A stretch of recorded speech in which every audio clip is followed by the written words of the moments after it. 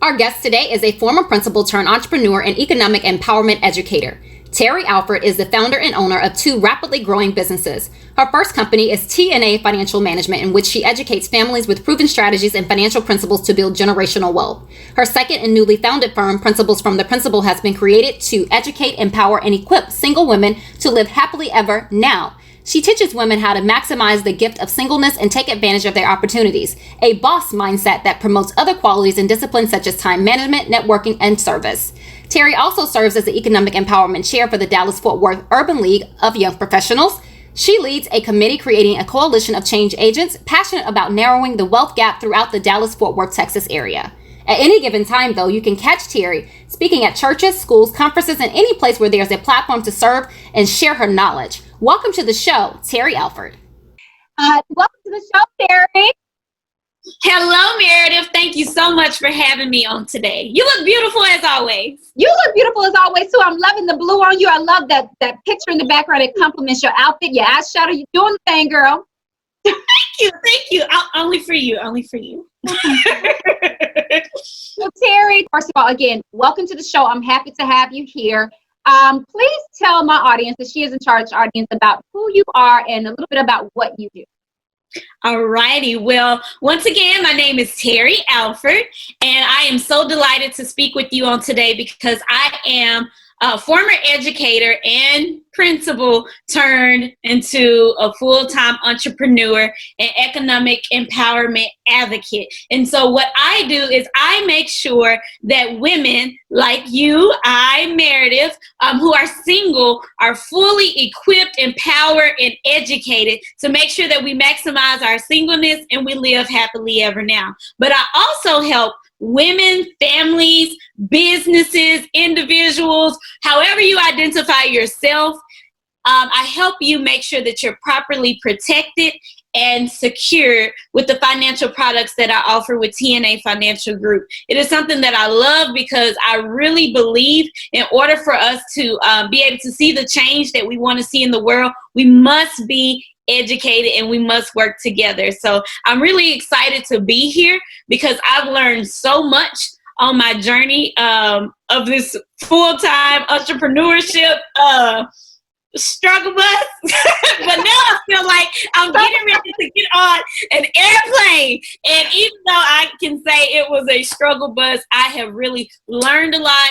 And I'm grateful to say that I've made more money in this first year of being an entrepreneur than I did at my full-time job. So if you follow the plan, when you create a plan, it definitely can work for you. So I hope to inspire somebody on today.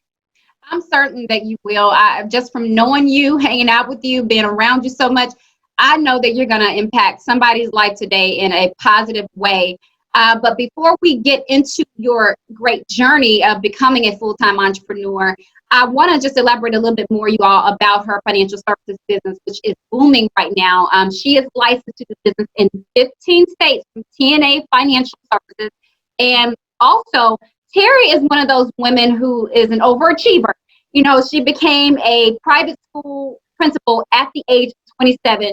Yet she decided to pivot and become a full-time entrepreneur and economic empowerment change advocate immediately after. So right now her journey and both of her businesses, again, is around empowering women, but it's also heavily set on the financial piece of it. And so, Terri, I want to dig a little bit more into Principles from the Principal. Can you give us more detail about what kind of company this is, how you're planning to grow this business out? And it's something right now where you put it out there, but you haven't quite come in with a strong arm yet.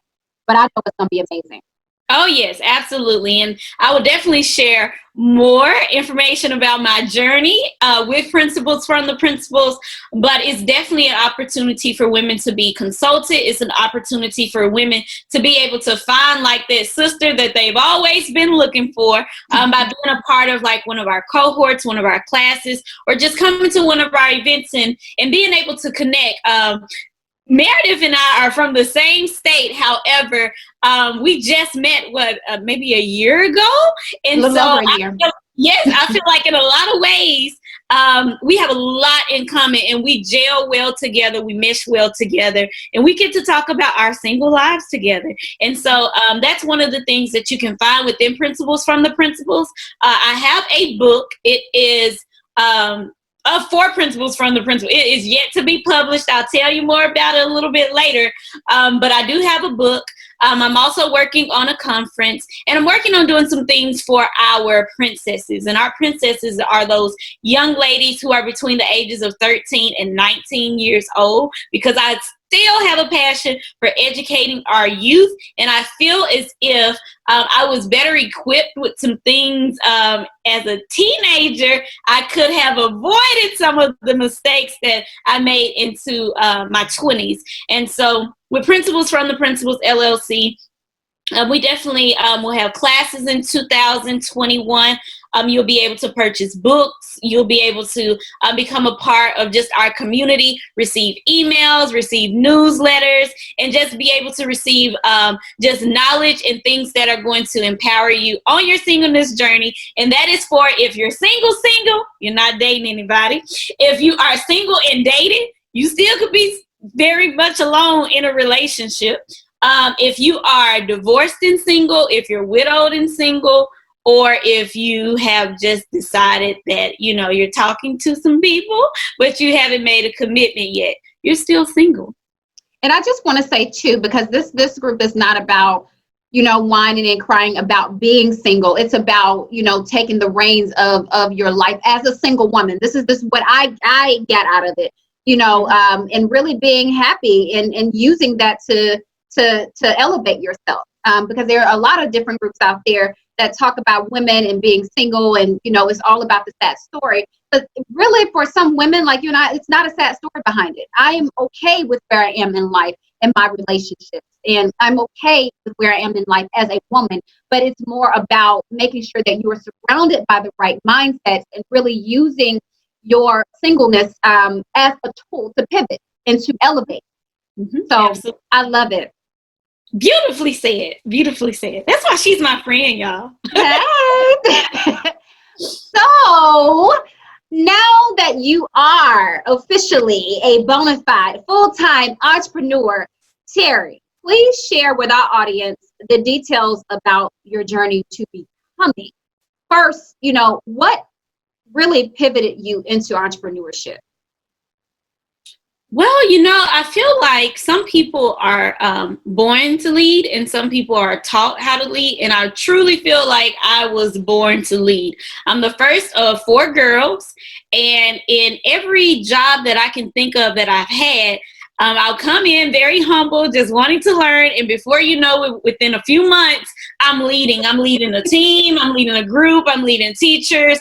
I'm teaching. I'm training. I'm coaching. That's just how things have come to be. And so I've always had a desire to have my own business, but I didn't necessarily know which direction I wanted to go in. But I always had that entrepreneurial spirit growing up. So I believe that you should always be in a position to be ready so you don't have to get ready. So I didn't know when that time was going to come for me to step out on faith and become a full-time entrepreneur, but I knew that it was going to happen one day. So I was working as a full-time principal, and I believe whenever there is a shift in the atmosphere, you will notice that there's going to be a great amount of tension between your present and your future. And that tension is going to pull on you so hard to where sometimes you're not going to be able to sleep at night. Some days you're going to just be very emotional and not know why. Sometimes you'll hear a still small voice that's going to say, be quiet, don't say anything today, just be a great listener. And so I had quite a few days like that. And I felt like I was getting to the point in which my time at the school was coming to a close a lot sooner than I originally planned. I planned on being at the school and growing the school because it was very much like a startup company.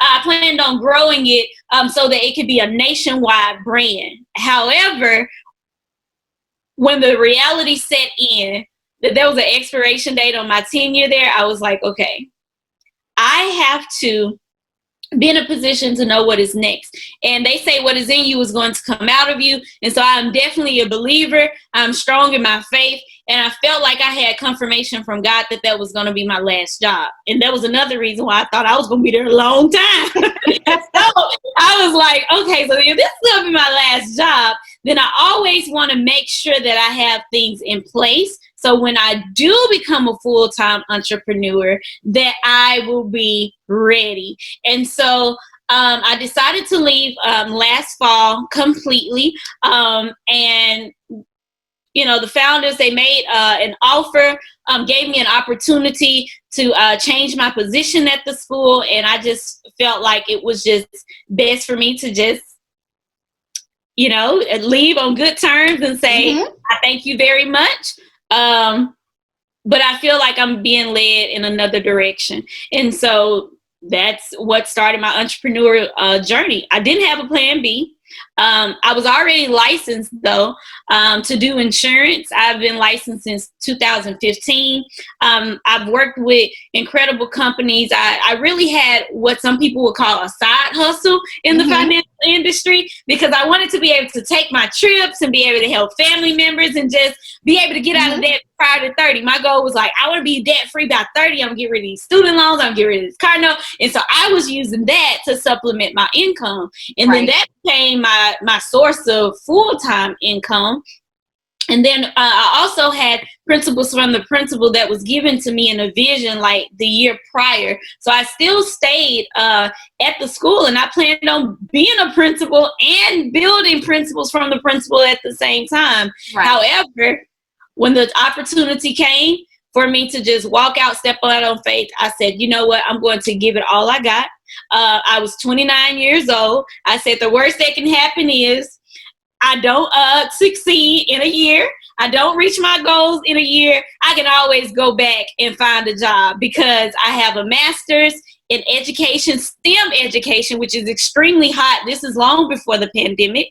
And then I also have a bachelor's in finance. I'm an educator. I love to speak. I started publicly speaking right before the pandemic happened. A paid public speaker by that. Hey, that's what it's all about. So let me insert that. And so I was like, you know what? I'm going to try this thing out. Try to do it. Well, let me ask you this, because you already say you received the confirmation from God. That's how you knew somewhat that this was your right path. Because I know many times we can jump out there and we think we received confirmation from God, but then we get out there, it's like, okay, God, now you working on me. What's going on?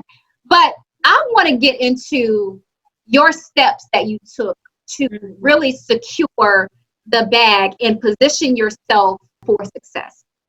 Well, I believe in starting any business. You definitely need clientele, right? And you also need people who are going to support your vision and support your journey. And so if you are looking to become a full-time entrepreneur, it doesn't matter if you have the best product, if you are the most educated, if you're the most beautiful, if you do not have relationships, you have no revenue, okay? So the first thing that I did was I always made sure that I kept great relationships with people. And I believe a great reputation is far worth more than rubies, diamonds, and gold, because you can go so much further if you are able to have a good reputation. So the first thing that I did, not intentionally to start my entrepreneurial journey, but I can say it really contributed to my success, was having a good relationship and having a good reputation. So when I was actually out there being able to offer my products and services, people were able to say, oh yeah, I know Terri, she's done this in the past. She's a woman of her word. She works hard. She's somebody that's trustworthy. She's a woman about her business. She has high expectations.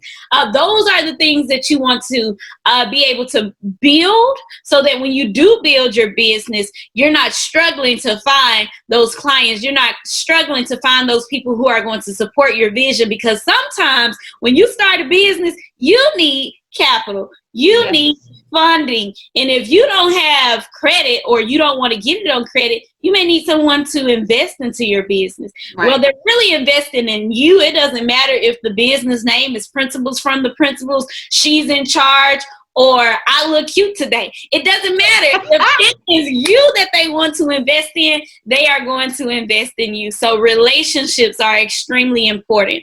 And then also, to be transparent with you guys, I was able to have about, I'll say, 4 months of my just income saved for rent, emergency expenses. I was able to have enough saved up. But then on the other side, I had a credit card, and I still have a credit card. And the way that my credit card provider works is if I keep paying my bill off, they're always going to keep increasing my limit. So I had enough credit to where if this did not work, if I made no money for a few months, I was good. I literally knew that I could use that credit to survive off of, because I had good financial principles. I was very disciplined. So I had a large credit limit on a credit card. I had savings account money. And then I also lowered my expenses. My rent was $1,500 a month. I moved to an apartment that's $1,000 a month. I decided to cook more, eat out less, not take any trips, and not be Santa Claus last year now, or Mrs. Claus. Now, one of my love languages, gifts, not receiving gifts, but giving gifts. I love to give.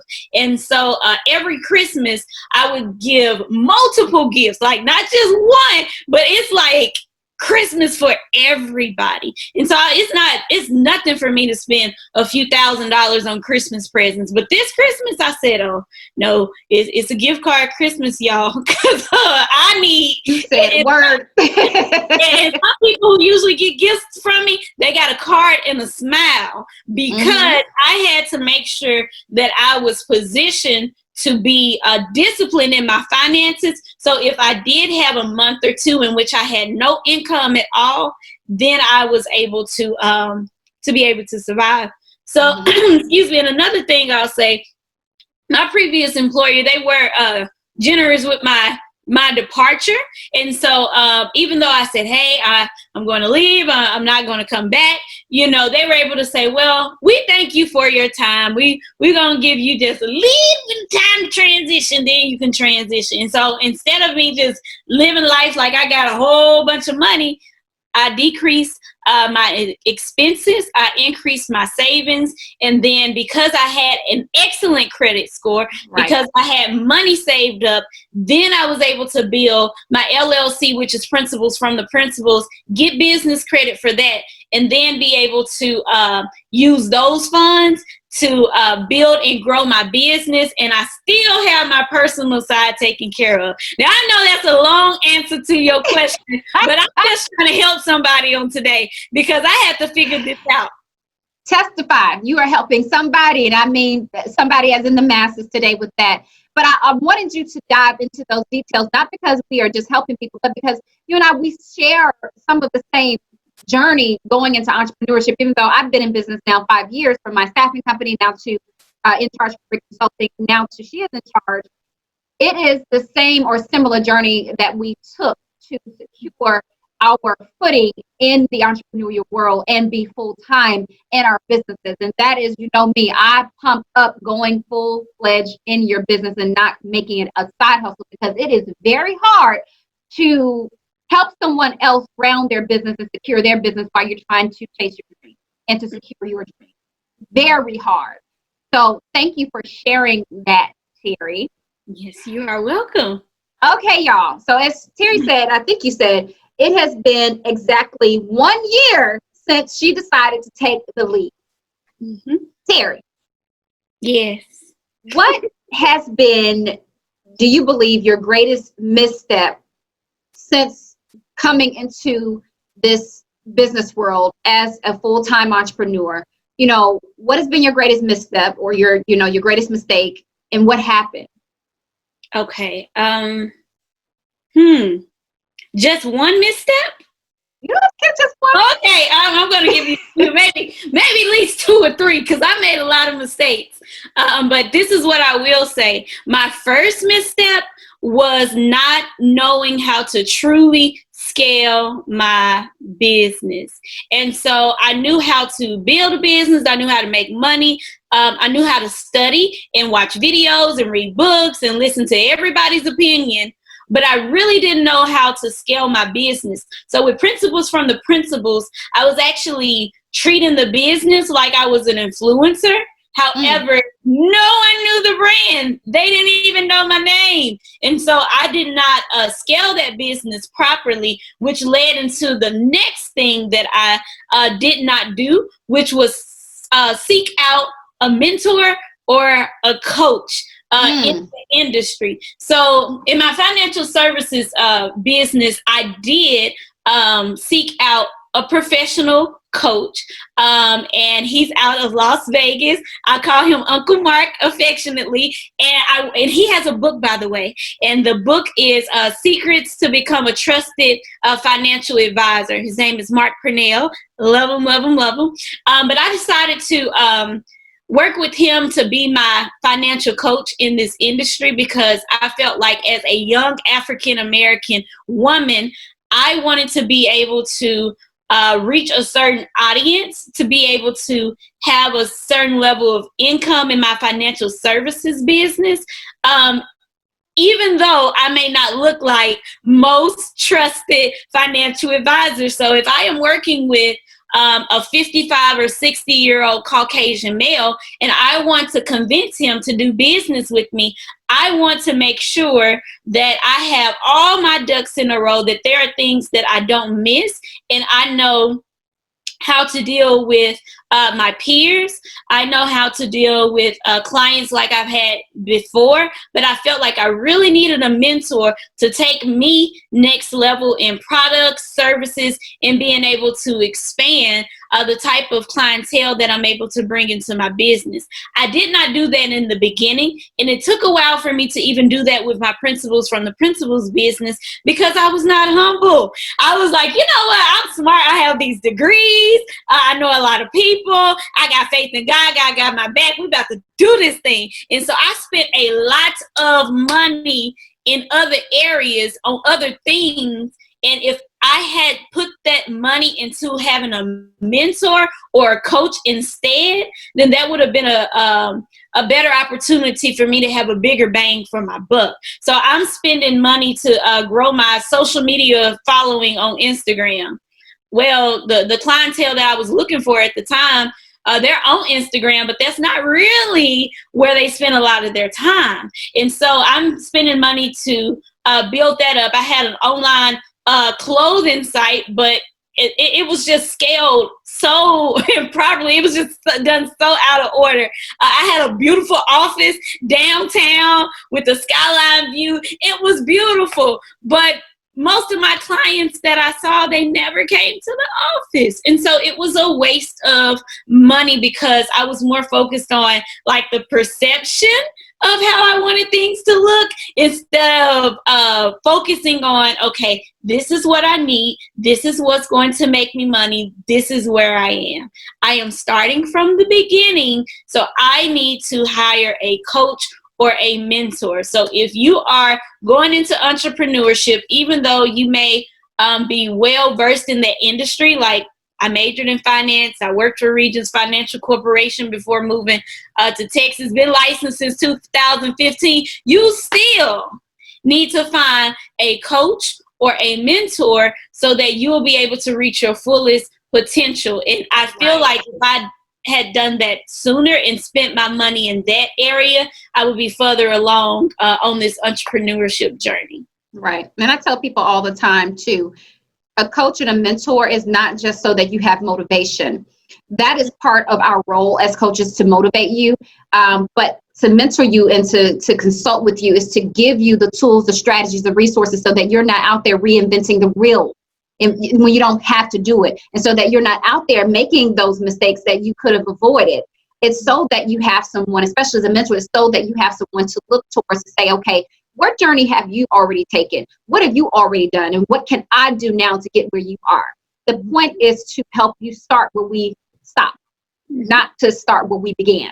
Does that make any sense? So you gave some really good pointers there too. And another thing I always advise new entrepreneurs in my business, don't go out and try to actually buy an office, you might want to rent for a while because you just don't know how your clientele is going to turn out to be. Because I did that. I was like you. I had a beautiful office in a very high rent area for my staffing company, and no one ever came to my office. I always ended up going out to their offices or going out to meet them for lunch. So great points there, Terri. Thank you so much on that. You're watching She Is InCharge, the platform where provocative, empowered, educated, and ambitious women come together to share our thoughts, experiences, and expertise about business through the lens of corporate and entrepreneurial leadership. When you subscribe today, you'll also gain lots of access to free resources, tools, tips, and strategies that will help you maximize your corporate and entrepreneurial value. I'm Meredith Ward, your career and startup CEO strategist, leadership coach, and host of the She Is InCharge platform. As usual, I hope you enjoy the video today. Please subscribe to the She Is InCharge channel on YouTube. And don't forget, click like, comment below, and share this video with everyone you know. A lot from the mistakes that you have gained. And I always say gain because mistakes are the foundation. They're good to make. But if you had one thing that you could change about how you approached the business world, what would it be and why? Because I know you've made your mistakes and those mistakes were good for you. I don't know if you want to change them, but at this point, is there something that you wish you could have changed by now? Not really, because I believe everything that I went through this year helped me be prepared for what is to come next year, and so that I can really reach my fullest potential each and every season that is to come. But what I will say is, one thing I wish I had done differently was just provided more self-care for myself. I know you know this, Meredith, but a lot of people are not aware. Like this year, this pandemic, like it shook my life, okay? It shook my life. And I am so grateful that I did go into full-time entrepreneurship, because there are some things I had to do in 2020 I would not have been able to do if I had a 9-to-5. So, ladies, gentlemen, I want you to say this, write this down, put it on your wall. Everything is going to work out the way it is supposed to work out. And so the reason that I really needed to become an entrepreneur right before 2020 was because in March of 2020, Meredith and I were preparing for an event, and the coronavirus, the cases were spiking, and the coronavirus was changing some things a little bit. But I will never forget March 13th, my mom called me, and she called me crying, screaming, because she was diagnosed with breast cancer. I literally dropped everything. My sister dropped everything. We went back home to Mississippi, and we had to stay there until she was able to get appointments here, because we had to decide, okay, so is she going to get treatment at home where she's alone, or are we going to just have her in Texas? And so I made sure that she got what she needed in MD Anderson, but I live in Dallas. And so this year I'm just driving, running, doing business online, taking care of family. I did not take care of myself. Okay. I am one that is a witness to that. So yes. So as a result, I believe I look beautiful on today. But you do. Amazing. If you take a look at the scale, you're going to be like, girl, you don't look like you're the queen of getting 2 hours worth of rest. I'm like, last week I did that, and I'm like, I don't understand how she does this. You live on coffee in 2 hours every day. Yes. So this year I feel like I have moved forward in survival mode. And so my challenges have given me the drive to just push. And like I said, there's some mistakes that I made in my principles from the principles business and in my financial services business. But as far as like something I would change, I needed those mistakes. I really needed those mistakes. So like you said, I could grow from them. But what I would do differently is make sure I am better taken care of, because now I look in the mirror, I look at my skin, I look at my weight, I think about my energy levels. Like all of those things are not the same. Now the exciting news is my mom is back home. She's cancer free. We threw her a party last month. It was awesome. But now that I'm getting back to myself, I'm like, oh my goodness, I let myself kind of go. Let yourself go. I just think that you got burned out. You had a lot going on, as in, Terri, do you realize you were driving from Dallas to Mississippi, North Mississippi? Every time I talk to you, almost every weekend, and bringing your mom, you and your sister bringing your mom back to Houston, Texas, and running 2 businesses, and you're a new entrepreneur. Yeah, you weren't letting yourself go. You just got burned out, and I could see it.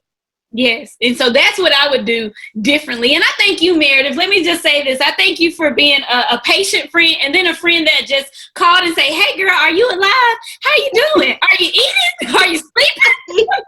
Like, I appreciate that. And that's another reason, ladies, why it's important to be connected with women who are like-minded and who have your best interests at heart, because this entrepreneurship journey is fun some days, and then some days is like really stressful. So that's why I said the struggle bus. I made good money, but I'm telling y'all, I had to use a lot of that money to take care of what everybody needed during this pandemic. But here's the thing, everything is going to work out the way that it's supposed to work out, but you have to have a plan. You have to have a plan. You are such a beacon of light. My goodness. Terri Alford, I hope you all are taking notes, because she is dropping these $1 million nuggets. And I know I say that for every woman that I bring onto this platform, but I mean it, because they are about the business, and they are on their way to millionaireship if they're not already millionaires. Millionaireship, is that a word?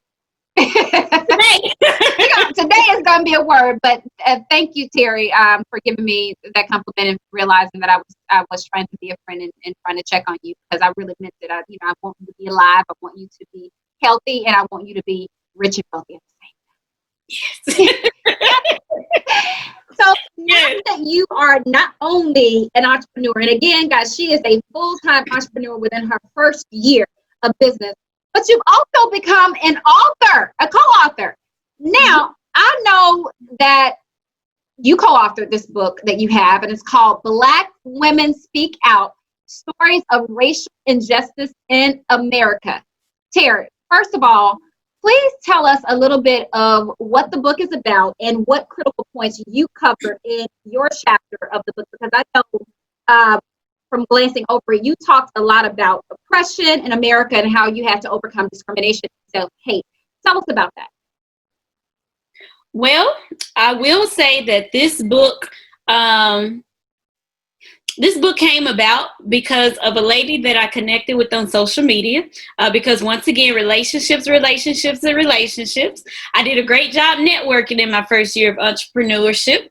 But I will say that this lady had a vision, and she decided to invite me to become a part of her book, because she knew my story and she knew I had a lot to give. And she was like, I really want you to be a part of this book. I really want you to be a part of this book. And so I was like, okay. And with all the things that are happening in our country, I think it's very important for people to be able to recognize what is racism. Just because you're not walking around in a KKK outfit does not mean that you're not a racist. Just because you do small things that can be seen as microaggressions does not mean it's okay to do it, And so the book, I want to give you guys a look at the cover of the book. This is the cover of the book. Okay. Black Women Speak Out.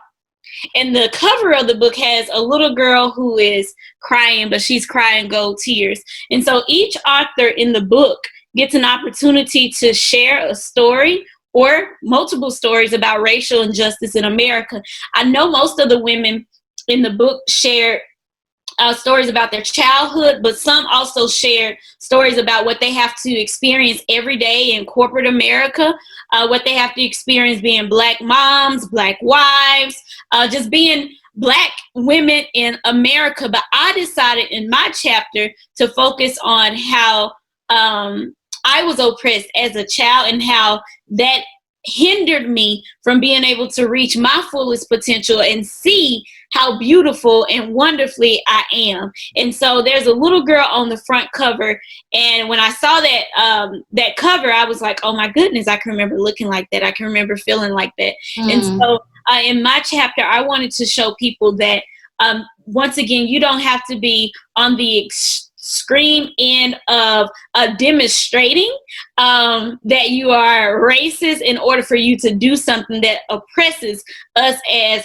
Black women or just Black people in general. And so if you would like a copy of the book, feel free to reach out. I can definitely get you a copy for $20. There are more than 20 authors in this book. It is well worth the read. It is worth the money. And you should be empowered, because we're not just saying, oh my goodness, we're oppressed, woe is us for being Black women. There are stories of hope, joy, peace, salvation. At the end of each story, we always share the opportunity for us to become empowered by being Black women in America. Right. And the name of that book, ladies, is Black Women Speak Out, Stories of Racial Injustice in America. And it is a powerful book. Go out and get it. Towards the end of this conversation, Terri, I'm going to give you time to share information about upcoming projects and services and products such as your book, so that you can give them the link and everything else. All right. So I want to know, because I know, like many entrepreneurs, such as myself, we often get approached about writing a book. And in my opinion, that offer to author usually comes right out of the gate as soon as you become an entrepreneur, as soon as you become a coach of sorts. I know I've been asked to write a book at least 3 or 4 times since diving into the entrepreneurial world 5 years ago. But I'm one of those people where I still don't think that I'm quite ready to do my thing as a writer. But I know everybody's path and purpose differs. What has that process been like for you? Please walk us through the steps of becoming an author. Oh my goodness, such a loaded question. So I would say I have felt the same way that you felt.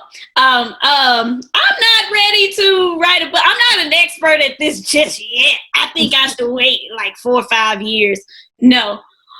You all have a story to tell. You can start your book today, finish it tomorrow. So there's a little trick that I learned at a workshop for authors or people who would like to become an author. And what you can actually do is you can open an app on your phone, and you will speak into the phone. And the phone is going to type everything that you say, and then you're going to give that to an editor. And the editor is going to make it look nice and juicy and beautiful. And then you're going to pay the editor to publish your book. What's the name of this app? Hold on 1 second. We need to know. There are several apps that you can use, but if you have an iPhone, you can just go to voice. Majority. Okay, Droid. I don't remember. I have a voice recorder, but I don't know. I became an Apple woman about 40 years ago, so I don't know. You know, when you went to the Apple side, you forget. You Apple people get on my nerves. I'm just saying. An apple a day keeps the doctor away. Okay, anyway, so you are going to send that to an author, to an editor, and you can become a published author in a few weeks, in a few months.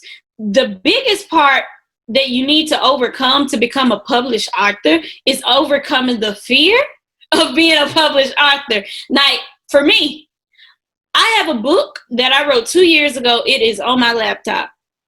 And every time I think that I'm ready to send it off, I'm like, oh, well, let me add something. Or maybe I shouldn't have this here. Maybe I shouldn't have that there. And I was at a workshop, that same workshop, but this was a different session. And I posed the question, what do you do if every time you get ready to publish the book, more ideas come? The lady told me that means your first book is done. It's time for you to start on your second book. And so the process for getting your book sold so that you are a best-selling author is very simple. Advertise that you are going to become a published author. I have a book coming out. I have a book coming out. I have a book coming out. DM me for details. Text book to this number, okay? And then you're going to have people who are going to want to support you and purchase your book before you even publish it. Because we're going back to one of the first things I said, relationships. because I know Meredith is going to want to support me, and so she's going to purchase a book. And even if she doesn't want to read it, she may use it as a stocking stuffer. Right? Okay. I'm going to read it fully. Okay. But I've been one of those people to support people in buying their books, and the book really not resonate with me. And so, yeah, it became. Yeah,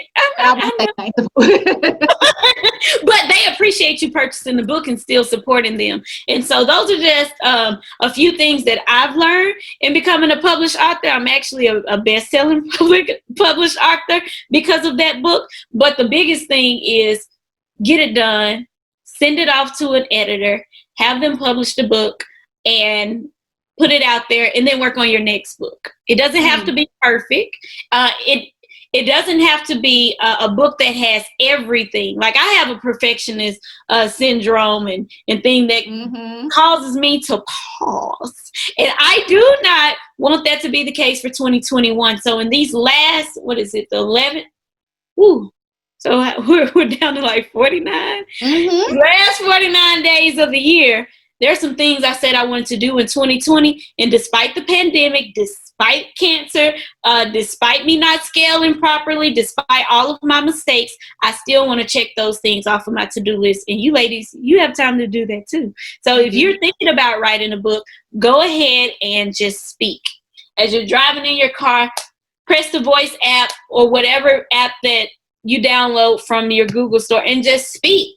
Speak.